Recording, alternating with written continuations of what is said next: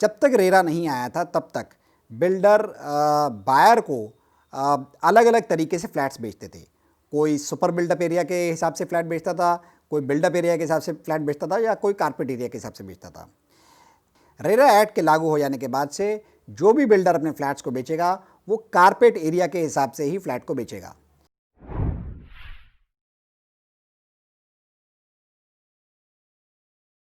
नमस्कार and welcome to कानूनन। RERA की सीरीज के 3 वीडियोस में आपने जाना कि कैसे एक बिल्डर अपने प्रोजेक्ट को रेरा में रजिस्टर करा सकता है, कौन कौन सी ऐसी रोल्स एंड रिस्पॉन्सिबिलिटीज़ हैं जो प्रमोटर को निभानी पड़ेंगी रेरा की तरफ और अपने बायर की तरफ, और अगर कल को कोई डिस्प्यूट हो जाए किन्हीं भी पार्टीज़ में तो उसे रेरा के थ्रू कैसे रिजॉल्व किया जा सकता है। आज के अपने इस चौथे वीडियो में हम एक इंपॉर्टेंट एस्पेक्ट की बात करेंगे। अगर मैं आपसे पूछूं कि आपके फ्लैट का एरिया जो आपने खरीदा या जिसमें आप रह रहे हैं वो कितना है, तो आप मुझे एक वैल्यू बताएंगे। मान लीजिए आप बताते हैं 1500 स्क्वायर फीट, 2000 स्क्वायर फीट और 2500 स्क्वायर फीट।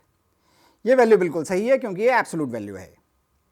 पर अगर मैं आपसे पूछूं कि ये जो आपने एरिया मुझे बताया ये कारपेट एरिया है या बिल्डअप एरिया है, तो आप कंफ्यूज हो जाएंगे। ऐसा इसलिए क्योंकि जब बिल्डर अपने फ्लैट्स को बेचता है तो वो अपनी सहूलियत के हिसाब से इस एरिया को डिफाइन करता है।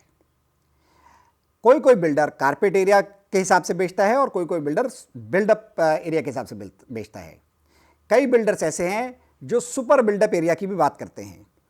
और मज़े की बात यह है कि हर बिल्डर इसको अपने हिसाब से डिफाइन करता है, इसमें अपने हिसाब से चीज़ों को ऐड करता है और उन्हें एक्सक्लूड करता है। पर रेरा क्या कहता है? रेरा कौन सी टर्म्स को मानता है और कौन सी टर्म्स को नहीं मानता?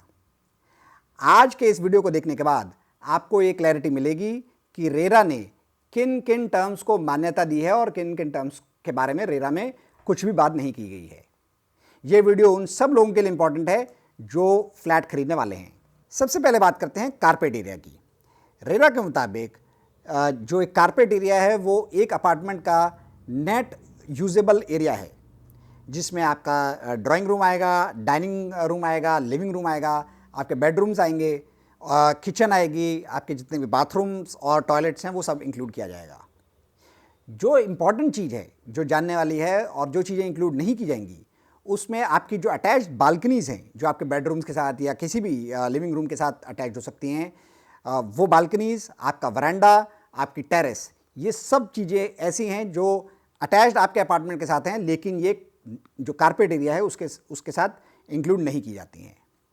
रेरा ने एक और चीज़ को क्लैरिफाई किया है और वो है कि जो आपके इंटरनल वॉल्स हैं अपार्टमेंट की वो कारपेट एरिया में इंक्लूड की जाएंगी, जबकि जो एक्सटर्नल वॉल्स हैं वो कारपेट एरिया में इंक्लूड नहीं की जाएंगी। अब ये इंटरनल और एक्सटर्नल वॉल्स क्या होती हैं हम आपको एक डिज़ाइन के हिसाब से बताते हैं। अगर आप लेफ्ट में देखें तो यहाँ पे 2 पिक्चर्स हैं। जो पहली पिक्चर है वो एक अपार्टमेंट का लेआउट है जिसमें वो सारी चीज़ें हैं जो हमने अभी बात करी, और जो दूसरी पिक्चर है वो ये बताती है कि आपका कारपेट एरिया कितना है।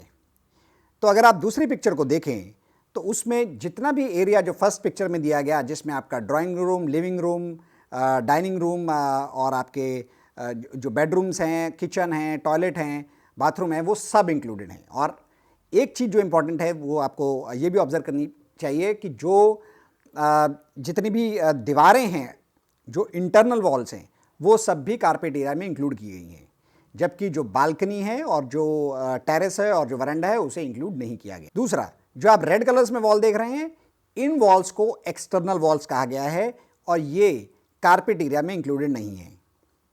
एक और इम्पॉर्टेंट बात, मान लीजिए कि अगर आपके पास एक डुप्लेक्स है तो डुप्लेक्स में अगर अंदर ही अंदर स्टेयर्स जा रही हैं तो वो स्टेयर्स कारपेट एरिया में इंक्लूड की जाएंगी। सो पिक्चर को देखकर आपको ये क्लियर हो जाएगा कि जो भी एरिया एक्सटर्नल वॉल्स के अंदर अंदर का है वो सारा इंक्लूडेड है कारपेट एरिया में, और जो भी ऐसा एरिया है जो एक्सटर्नल वॉल्स के बाहर का है, जैसे पिक्चर में आप देख सकते हैं कि बरांडा और बालकनीज़ वगैरह जो बाहर हैं, प्लस जो लिफ्ट और कॉमन एरिया और लॉबीज़ वगैरह होती हैं वो सब एक्सक्लूड होंगी, वो कारपेट एरिया में नहीं होंगी। अब बात करते हैं कॉमन एरिया की। रेरा ने कॉमन एरिया को बहुत ही सरल तरीके से डिफाइन किया है। कॉमन एरिया आपके प्रोजेक्ट का वो एरिया है जो आपके अपार्टमेंट का नहीं परंतु कॉमनली यूज़ किया जाता है। फॉर एग्ज़ाम्पल जो लिफ्ट है या जो लिफ्ट की लॉबी है या जो स्टेयरकेस हैं जो कॉमनली यूज़ की जाती हैं, हर कोई आम जन उनसे आता जाता है, या आपके जो पूरा कॉम्प्लेक्स है उसका एंट्री और एग्ज़िट गेट्स हैं, या जो बेसमेंट में पार्किंग है, या जहाँ पे आपके कॉमन जो यूज़ के इंस्टॉलेशंस हो रखे हैं, जैसे आपका कोई पावर प्लांट है या कुछ भी इस तरह का चीज़ जो कॉमनली यूज़ होती है, उसको कॉमन एरिया बोला गया है। तो ये दो टर्म्स रेरा में डिफ़ाइन की गई हैं, एक कारपेट एरिया और दूसरी कॉमन एरिया। पर आपने बहुत बार दो और टर्म सुनी होंगी जो कि बिल्डअप एरिया और सुपर बिल्डअप एरिया हैं।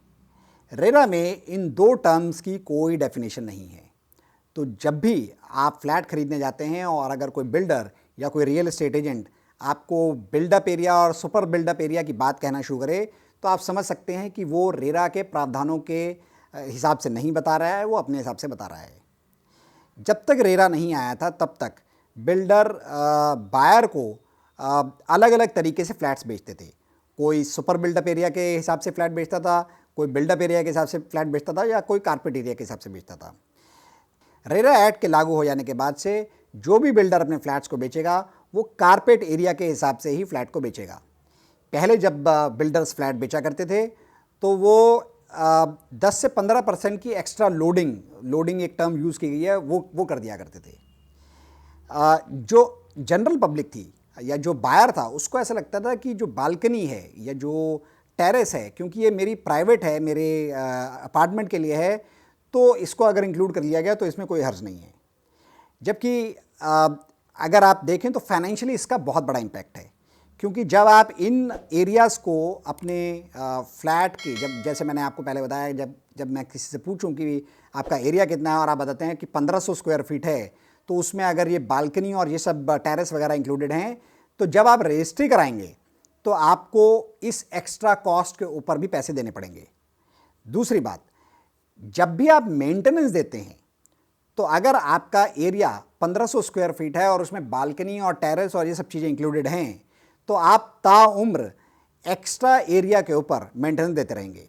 जबकि रेरा ये बात करता है कि आप अगर चाहें तो बालकनीज और जो भी आपका एक्स्ट्रा एरिया है उसको अलग से दिखा कर उसके अलग से चार्जेस ले सकते हैं। जैसे आप गैरेजेस के लिए अलग से चार्जेस लेते हैं, वैसे ही आप इन एरियाज़ के लिए अलग से चार्जेस ले सकते हैं, जिससे कि आपका, जैसे मैंने बात करी, जहाँ 1500 स्क्वायर फीट का अगर आपका फ्लैट है तो वो बालकनी और ये टेरेस वगैरह का एरिया हटाकर हो सकता है कि वो 1450 स्क्वायर फीट ही रह जाए। तो ये थी पूरी इन्फॉर्मेशन कारपेट एरिया और कॉमन एरिया के बारे में। जैसा कि मैंने बताया, रेरा में सुपर बिल्डअप एरिया या बिल्डअप एरिया नाम की कोई टर्म्स नहीं है। तो अगर आप एक फ्लैट खरीदने वाले हैं तो आप देखिए कि आपका बिल्डर या आपका जो रियल एस्टेट एजेंट है वो किन टर्मिनोलॉजीज़ को यूज़ कर रहा है। आपको ये वीडियो कैसा लगा, अपनी राय, अपने सुझाव कमेंट बॉक्स में लिख के भेज सकते हैं। अगर आपको ये वीडियो अच्छा लगा तो आप कानूनन के और भी वीडियोज़ देख सकते हैं। Thank you very much for watching this one.